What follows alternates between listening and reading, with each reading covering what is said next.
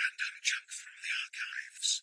Higher costs, lower oil prices and lower production as it's hived off some of those assets that it's sold. The idea was that we'd have a slimmed down and more profitable and focused BP, and what a lot of people look for in the results really today isn't so much the Deepwater Horizon issues, it's more about the strategy going forward as to how they're going to grow what's left of the company. And that's what we all want to know, isn't it? What is the future for BP and some of its peers as it becomes more difficult to get oil out the ground, it's more sparse? What are they going to say about that? Why should we be more, stay interested as a shareholder in BP? BP, I think, are going to highlight two big areas today. The first one is some of the work that they're doing in Africa, where they're starting to invest really serious amounts of money in Angola, for example.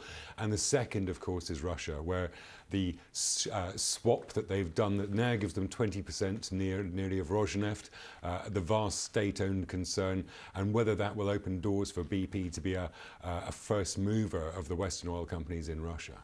And in terms of BP as a part of pension funds, it's a big player, isn't it? Certainly for UK viewers, many of them may not be aware that they're an investor in BP. It's very hard not to be an investor in BP, especially, as you say, if you're in the UK.